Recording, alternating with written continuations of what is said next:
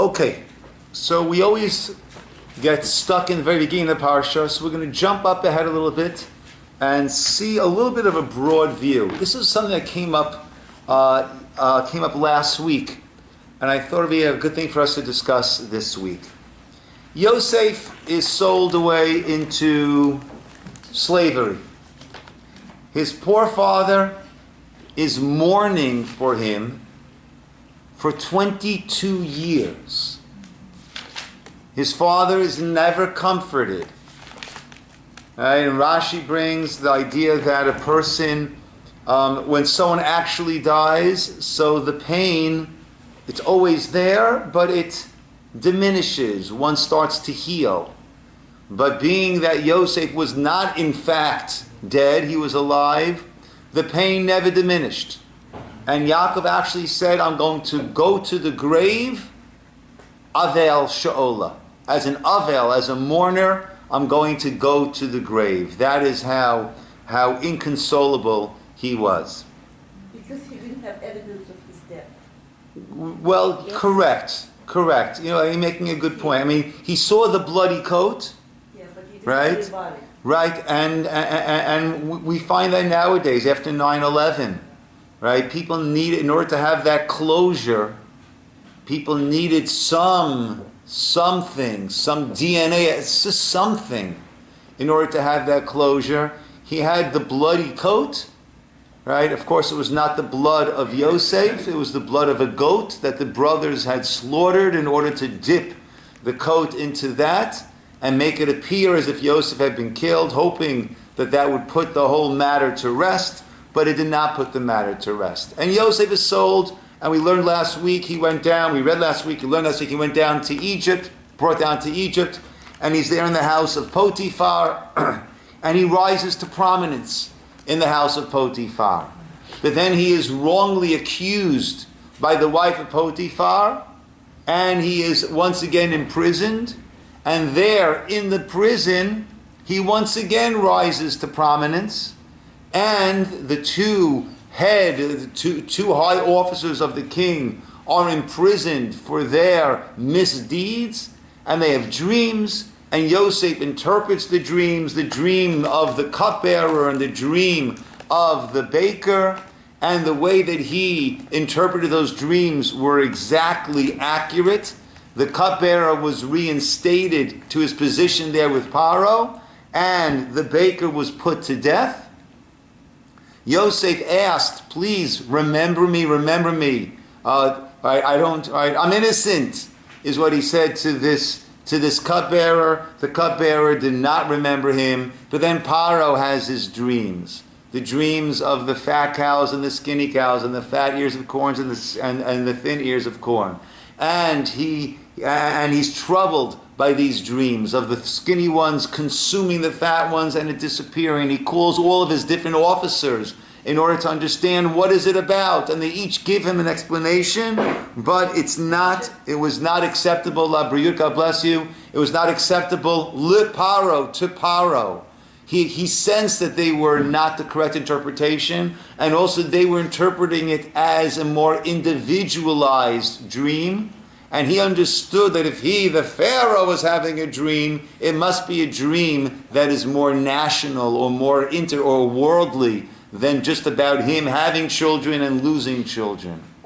So finally, the cupbearer says, Et chata'ai ani mazkir, I'm going to mention my sins now. I was imprisoned. Right? I didn't want to bring up this ugly phase in our relationship. But remember, I was imprisoned, and then in prison, there was a person who interpreted the dreams, right? And therefore, Paro has Yosef brought up out of the prison. Actually, the pasuk says they brought him out of the bore. The bore actually means a pit, not a prison. Now, their prisons often were pits. It was underground, and that way there was no way to really escape. But there are those that point out that at that point, Yosef was finally taken out of the pit that the brothers had thrown him into. Because now finally he is out. He is a free person and in power. And he interprets the dreams. And Paro says, there's no one else like you. And Paro says, you know what? You will be, he interprets the dream to mean there'll be 7 plenty years, followed by 7 famine years, and therefore you have to start to put away during the good years, so you'll have enough during the famine years. Paro appoints him in charge of the kingdom. He is second in command, and he runs this whole system of putting away the food during the good years, and thereby having what they'll need during the famine years. Not only what they will need during the famine years, but they're supplying all the other areas around. And we'll soon start reading how the brothers come down to Yosef, and Yosef's pretty surprising reaction to the brothers. And the questions that abound are, first of all, his poor father is mourning his loss. Write home, call home, visit home. He probably could have done that in the house of Potiphar, and he did not. He certainly could have done that in the house of the Pharaoh, and he does not do that. So A, why doesn't he contact his poor father? And B, why does he put his brothers through the hell that he puts them through when they come down to him? Yes, Miri. So, another thought is, how come the brothers watching their father, knowing that he was not dead, so they watched him suffer for 22 years? Why didn't they do something? No, why didn't they tell him that he's alive? No, that was admission of guilt. Yeah. They couldn't have done that. So the brothers were in a real quandary. There are medrashim that say when the brothers, we'll soon see, when the brothers came down to Egypt, Yosef accuses them of being spies. Why would he accuse them of being spies? What did they do that was spy-like? Well, they came in scattered out through 10 different entrances, right? That appears like spies. You want to really scope out the whole area. At the same time, why did they in fact do that? So first of all, they were quite powerful, important-looking people. They wanted to just blend in, but also, so they didn't want they didn't want to stand out. But also, the Medrash says they wanted to, in fact, scout out Egypt to see if they could find Yosef and bring him back home. So according to some interpretations, they in fact were seeing what could they do to try to remedy the situation. If they say, Dad, by the way, Yosef's alive. Really? Where is he? Oh, we sold him as a slave down to Egypt. That's not going to go over all that well.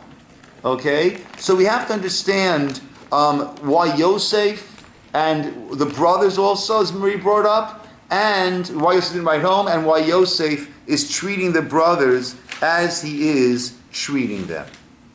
Yes, Dov? I just want to say, they acted without their father's permission. That is correct. For sure. And that they didn't want this to go any further to him, any knowledge of him. Yosef also knew, I think he knew that they did this also, and that, he didn't want to Okay. to his father. So let's go to page 232, Perek Membet, Pasuk Aleph. Okay? Now we won't get all stuck in the beginning as we always do. We'll get stuck in the middle this time. Maybe next we get stuck in the end, it'll be all good. I know why he didn't get in touch with his father.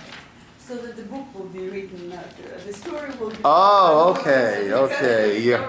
Right, we lose all that suspense. Okay. There won't be anything to talk about. Right, God might have some other things than just the suspense aspect. But let's see. So let's begin over there. Yeah. Okay, page 232. Vayar Yaakov. Vayar Yaakov. Oh, I have to take off my glasses. Sorry. Vayar Yaakov ki yesh shaver b'mitzrayim ve'yam yomer Yaakov levanav lama tit ra'u. Good. So someone take the English. Omar, you want to take that in English for us? Jacob perceived that there were provisions in Egypt, so Jacob said to his sons, "Why do you make yourselves conspicuous?" Continue, go a little bit. And he said, "Behold, I have heard that there are provisions in Egypt. Go down there and purchase for us from there, that we may live and not die." So Joseph's brothers, 10 of them, went down to buy grain from Egypt. Okay, so right there, Ache Yosef, right? What we should have said is the sons of Jacob, Bnei Yaakov. Why do we say Ache Yosef? Why do we refer to them as the brothers of Yosef? Rashi says, Melamed sheyimitcharatim mechirato, that they were now regretting that sale. And they decided to act with achva, to act with brotherhood, v'lifdoto, and to redeem him b'chol mamon sheyifsuku aleihem, to try to find Yosef, try to find Joseph there, and whatever the cost would be, to bring him back home. Okay, so they went down there in order to buy the grain. But Benjamin, Joseph's brother, Jacob did not send with his brothers, for he said, lest disaster befall him. So they came down to buy provision among the rivals, for the famine was in the land of Canaan. Let's jump to Pasuk. Yes, Ora. I get a different impression. I think it's all about the provisions, because they say here, so we may live and not die. So they had the fear of That was the father talking. Yeah. So that's the motivation for becoming so kind to Joseph, who is running. They don't know that. They don't know that. They don't know that. They don't know that. There's no CNN. They have no idea, right, what's going on over there. For them, Yosef is at best some downtrodden slave there in Egypt, at best. And they're going to try to bring him back. Or take it, Pasuk Zayin, Vayavo.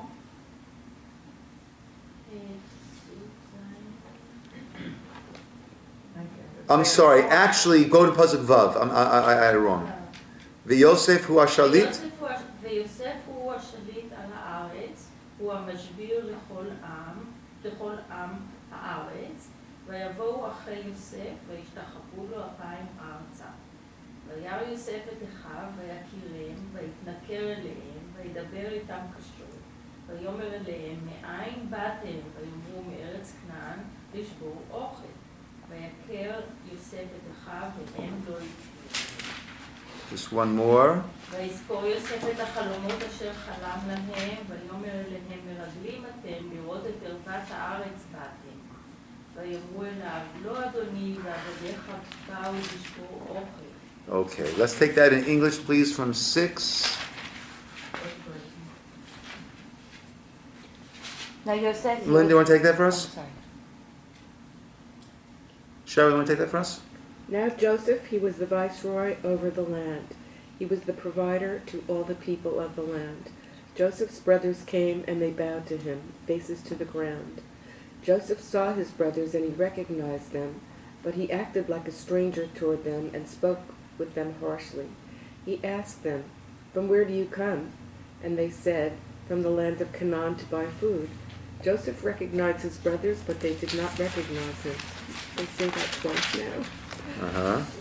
Joseph recalled the dreams that he dreamed about them, so he said to them, "You are spies. To see the land's nakedness have you come?"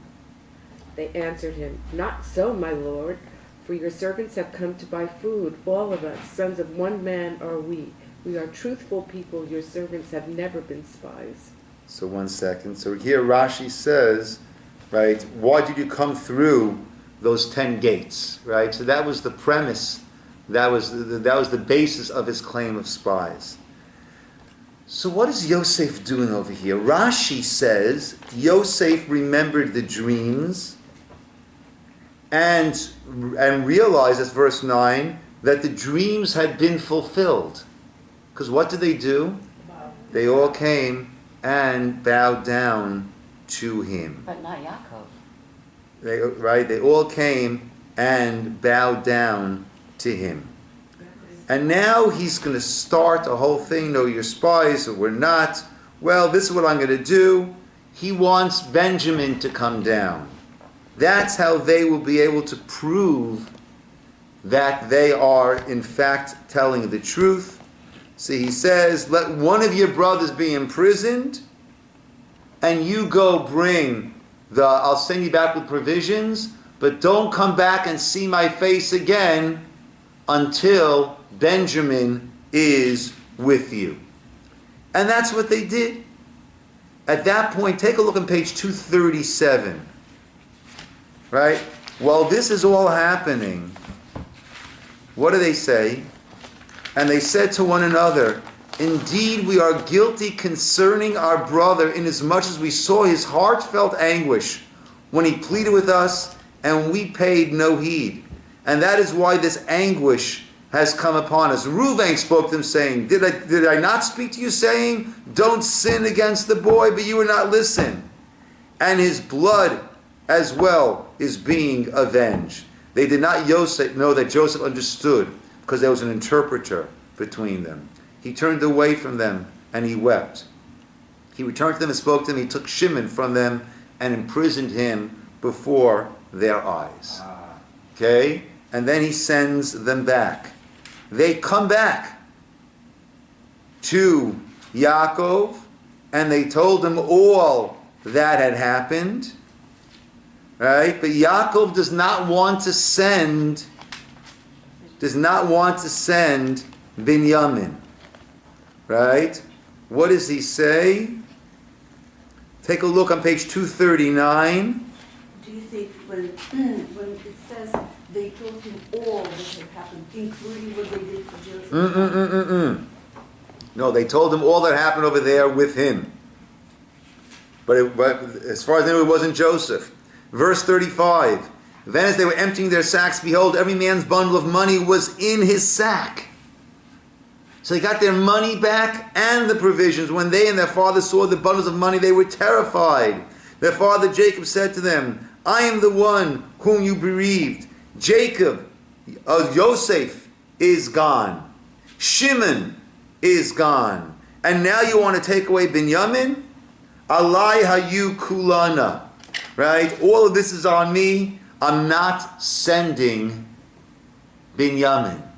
I already lost Yosef. Shimon is gone now. And I cannot lose Binyamin. Remember, Yosef and Binyamin are the only sons that he has from his beloved wife, Rachel. I've lost Yosef. I can't lose Binyamin. Quick question. Just a second, though, but he said, 38, my son shall not go down with you, for his brother is dead, and he alone is left. He alone is left. Just think how the other brothers feel when he says that. He alone is left. Right? And therefore he said no. Right? I will not send him. He'll bring me down in my old age to the grave. I will not do that. Yes, Dov? Quick question is, did they find out the money was there when they got it all the way back? Only then is when they discovered it. Yeah, that's what it seems. Wow. The famine got worse. The father says to the boys, go back.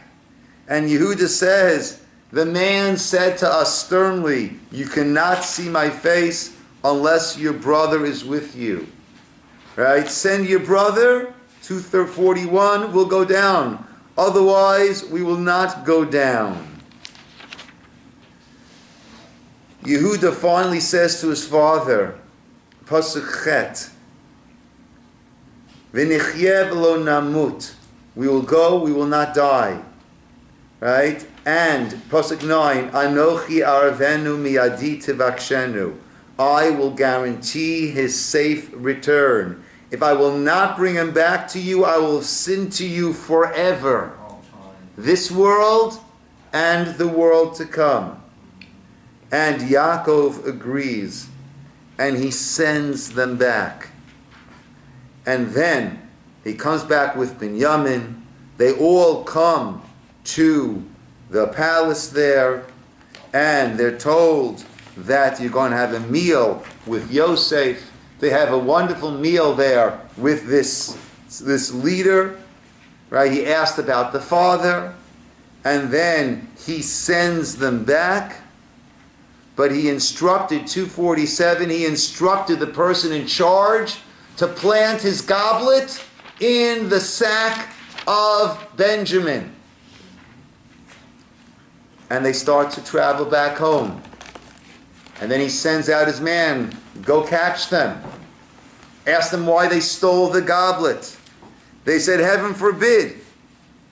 Right? We would never do such a thing. How can we pay back all the good that you've done to us with bad? And they said, Pasuk 10 there on 247, the one with whom it is found shall be my slave. The rest of you will be exonerated. They open the sacks and they find it by Benjamin. They all return to the city. Right? Yosef says, I'll keep the guy with the goblet. Everyone else can go home. End of Parsha. Talk about a cliffhanger. End of Parsha. So what? Yes? Was Shimon released though? Once they came back, Shimon was released. Yes. So what is going on over here? Why didn't Yosef write home? Why didn't he go help his father? Why is he putting them through this hell that he's putting them through? It leads through some different, some Okay. Benjamin wasn't guilty because he wasn't Rosa, born what? yet. I'm sorry? No, Benjamin wasn't born Benjamin, yet. And right. no, Right. And Benjamin wasn't part of that. How painful Right? for Why is father he was going it? through this hell over here? Ramban has a very, very interesting approach. Ramban says, Yosef's, and it's strange, other commentators have issues with Ramban's approach because it's strange, and we'll soon hear in what way it's strange. Ramban says that Yosef knew, and this everyone agrees, that the dreams he had were actual prophecies. Where the Ramban gets interesting is he says that Yosef knew that he needed to bring about the fulfillment of these prophecies. Normally we say of prophecy, we let God take care of it. Yosef knew that he needed to be the one to bring about the fulfillment of these prophecies. And now it all makes sense, he says. Why didn't he write home? Had he written home, what would have happened? His father would have come. And what would have happened? The father and the brothers would have all come. He's now in charge of Egypt. And they all, well, had he written home earlier, they would not have bowed down. Had he written home now that he's second in command, they would all come down and bow down. So what's wrong with that? That's the dream, right? Which dream is that? The second. That's the second dream. The 11 stars and the sun and the moon. What was the first dream? 11 sheaves are bowing down to my sheave. So what did he need to first have fulfilled? All the brothers, but without the parents. Rashi said that when they all came and bowed down to him, he remembered his dreams. Rashi says he remembered his dreams and he saw the dreams had been fulfilled. Ramban says, heaven forbid. Had that been the case, he should have revealed his identity immediately. He saw that the dream had, even the first dream had not been fulfilled. Why was the first dream not yet fulfilled? well, Good. Only 10 sheaves had bowed down to him, not the 11th. And therefore, what did he need to do? He needed to engineer their bringing down Binyamin without the father yet or anyone yet knowing his identity. Because once he spills his identity, what's going to happen? Everyone's coming down. And we need the first dream to first be fulfilled, all the brothers. So now Binyamin comes down, first dream fulfilled, great. So let him now say, Ani Yosef, I am Joseph. bring down father. Why doesn't he do that yet? So according to Ramban, he was afraid. He was afraid for Benjamin's safety. He knew the favoritism that the father had shown him and what that had caused amongst the brothers, and he was afraid that now with his absence, the father, it probably became even exacerbated further. Probably the father really is focused on Binyamin, as he was. He was so hesitant to send down Binyamin. So he was afraid the brothers, who knows what they're going to do to Binyamin on the way back. Binyamin was safe on the way here because he had to bring him. What's going to happen to Binyamin on the way back? Maybe another chayara achalatu. Maybe another wild beast will eat Binyamin. Well, he didn't yet know this, but right, he'll disappear as I disappeared. So he wanted to safeguard Binyamin. But once, next week's Parsha, once Yehuda comes forward and says, I'll be there in place of Binyamin, and he sees the devotion, the dedication, the protection that they're offering to Binyamin, he now knows Binyamin is safe, and he can reveal his identity, and I'm Yosef, and father comes down. That's how Ramban approaches all of this. The issue, like we mentioned briefly before, is that according to Ramban, where do we have this strange sort of arrangement that I've got to make sure that the dream comes true, that the prophecy comes true? And I've got to cause my father pain and anguish, and cause my brothers pain and anguish in order to make the prophecy come about. If it's a prophecy, God, you're God. You can arrange things. You handle it. I'm not going to cause anguish and pain all around for your prophecy. Your prophecy, you make it happen. I'm going to do the right thing. So that's an issue that we find with Ramban. Others say that what Yosef wanted to do was he was trying to help the brothers every turn of events here. Why didn't he write home to save his father the anguish? So let's balance this. He'll save his father the anguish. Yosef is alive. Oh, so where were you? What happened? Oh, your other 10 sons sold me as a slave. But don't worry, Dad. At first they wanted to kill me, but then they decided to only sell me. So have a lot of nachas, Dad. Right? A lot of nachat ruach. A lot of pride and pleasure from your wonderful sons. So it will save his father the anguish about Yosef, but it's going to cause so much more anguish about his children. So Yosef said, yes, I'll get myself out of the anguish of my separation from father, but when I weigh the anguish caused the father over here, I'm going to cause more anguish than less anguish by saying what happened over here. Now, he knows that what the brothers did was a horrific thing. In fact, when we read on the 9th of Av, the Jewish national day of mourning, and when we read on Yom Kippur about the 10 Harugei Malchut, the 10 great sages who were tortured to death by the Romans, our understanding is that this was a kapara, a heavenly atonement on our nation for the sale of Yosef by those 10 brothers. Yosef knew what a scourge, what a stain this was on the brothers and on the nation, the future nation of Israel.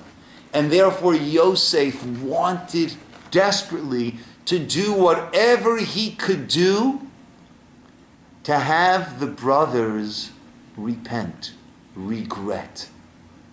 And it worked. When they're having all the problems the first time, what do they say? What do they say? Oh, we read those verses. It's because we didn't hear the cries of the lad. Reuven says, I told you not to do this. So they are looking back and they're realizing, why is this? He accused us of being spies. We're not spies. So they think, well, why would God have that this crazy guy is accusing us of being spies? What did we ever do wrong with spies? Oh, we accused Yosef of being a spy. He was the one telling Father. When he came to see us by the flocks, we were concerned he's going to go back and tell Father who knows what. Oh, we accused someone of being a spy. Now we're being accused of being spies. So it keeps being brought back to the whole Yosef incident. And then what happens? So it's working. They're connecting the dots. And then they come back with Binyamin.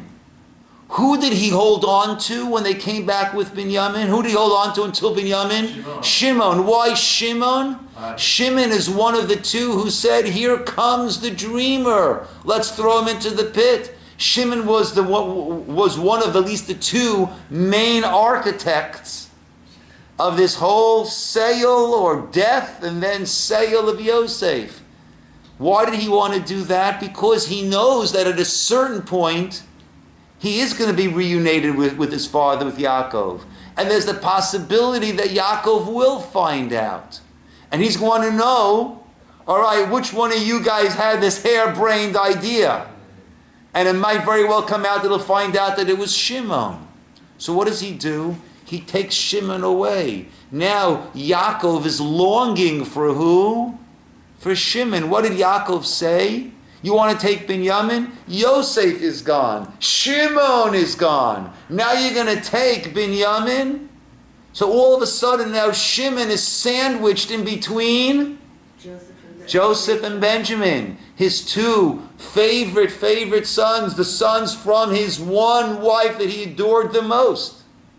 So now Shimon is sandwiched between them. He's building up the love, the longing, the bond. And then, the coup d'etat, what does he do? He plants the goblet in Binyamin's bag. So now what's going to happen? Because of that, what should happen to Binyamin? He should become a slave in Egypt. Talk about, right? The Maimonides says, what is the real teshuvah? What is the real repentance that a person does when they're faced with the same situation and they act nobly instead of succumbing to whatever pitfall they fell into before? So he beautifully engineers the exact situation. You don't have to sell Yosef, Binyamin, into slavery. Binyamin has created his own slavery. It's there. It's for you on a silver platter. Just go home and tell your father. I don't know what got into Benjamin. He stole the goblet.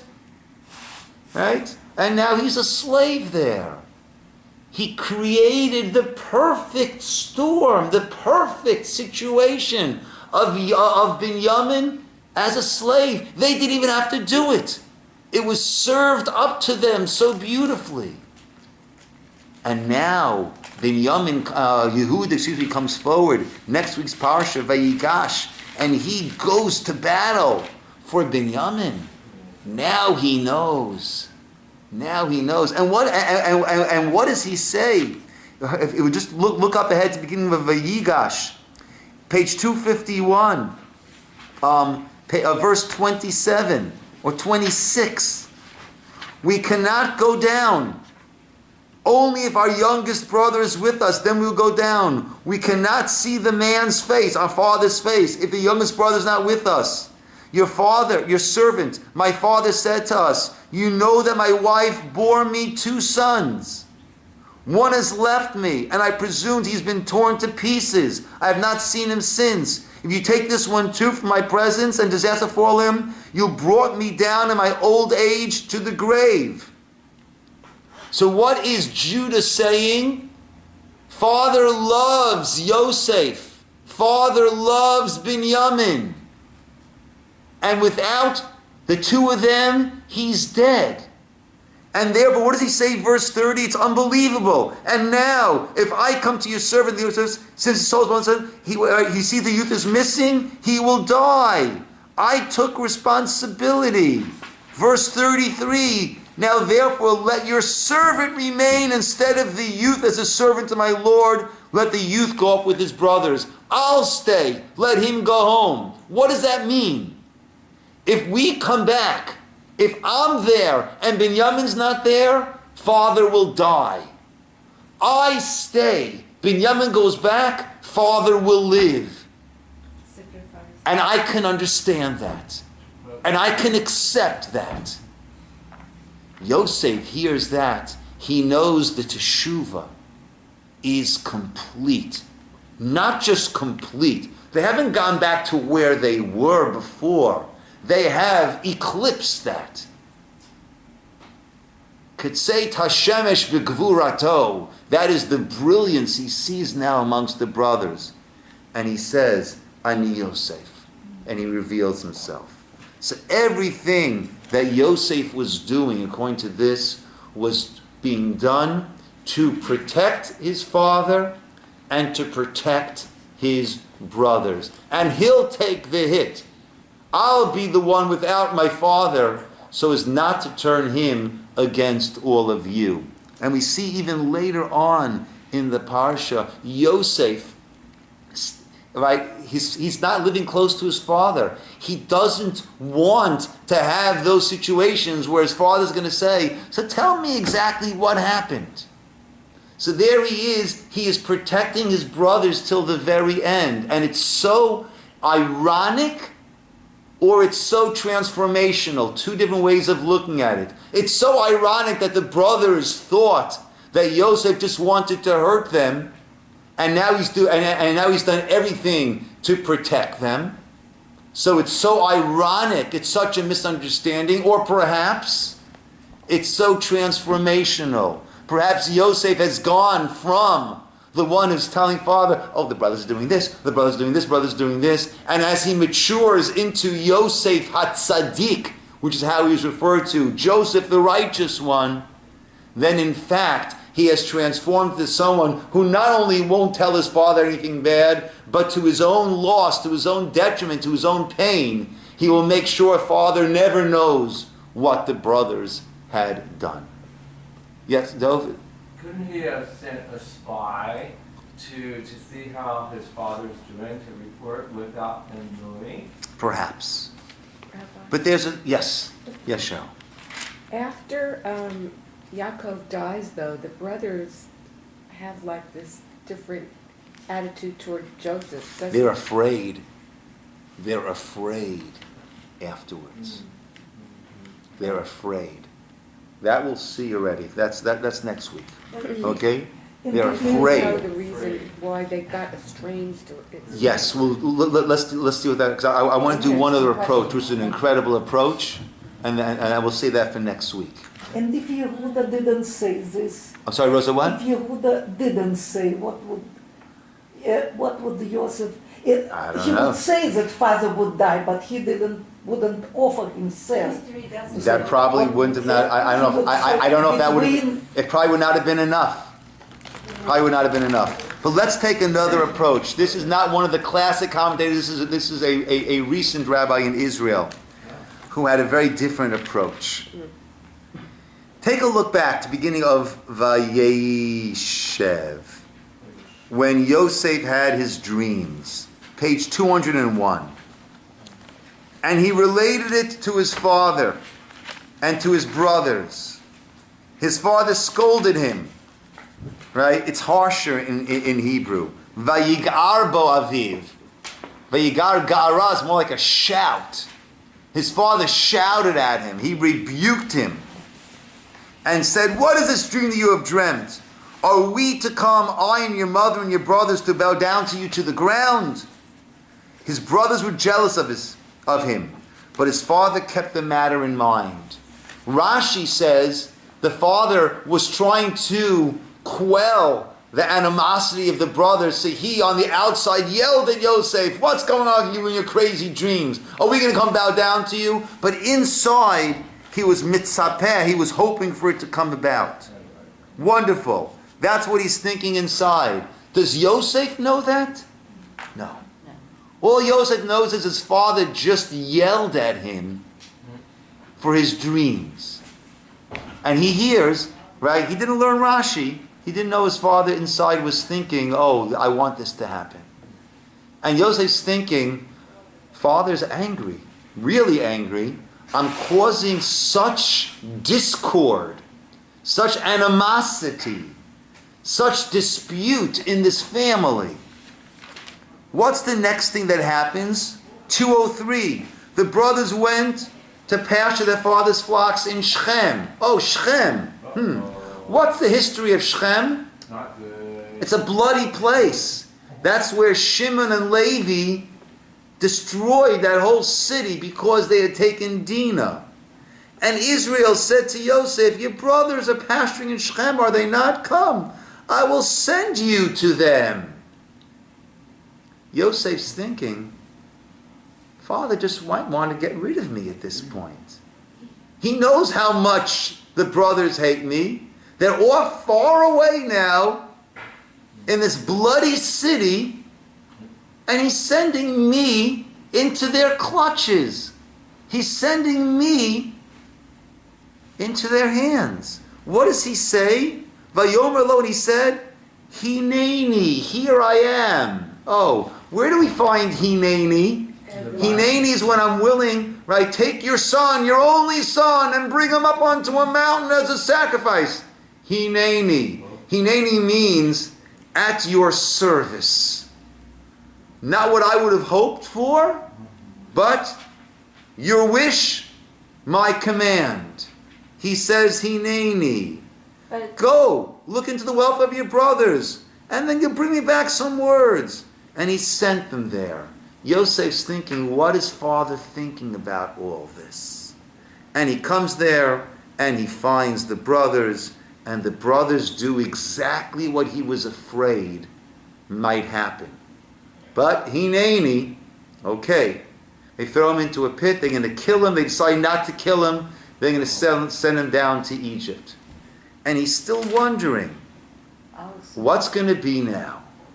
Right? Was father in on this or not? Well, let's see. Let's see if father sends out a search party to try to find me, to try to bring me back. What happens? They go back. 207. They take the tunic.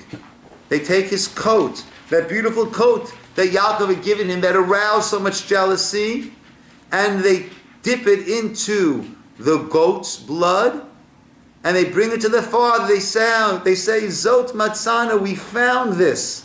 Haker, now recognize, please, is this the ketonet of your son or not? And he recognized it. They didn't lie to him. They just set him up in such a brutal way for him to draw his own conclusion. And he's recognized it. And he said, Ketonet b'ni, it's the coat of my son. Chaya ra achalatu. A wild beast has devoured him. Taraf Yosef has been torn apart. And he tore his garments. And he mourned for his son for many days. And he refused to be comforted. I'll go down to the grave mourning. So Yaakov thinks Yosef is dead. Yosef sees there's no search party. Father was in on this. Yaakov doesn't send a search party. His son has been torn apart. What's the point of a search party? He's been devoured. There's nothing left of him. They found the coat. They didn't find the body. It means he was devoured. He's mourning forever. He's mourning for 22 years. What does Yosef think? Father doesn't care. My brothers decided not to kill me, only to sell me as a slave, and Father doesn't care. Father sent me down there. He was probably in on this. I caused this family such dissent, such discord, such pain. They don't want me. They don't want me. I'm not riding home. I'm not going back there. I'm not opening up all these wounds. I've got to move on. And Yosef moves on to the point that, this is astounding, he interprets the dreams of Paro. And then what happens? Go to 229. I've placed you in charge of everyone. Right? Verse 44 on page 229. Paro said to Yosef, I'm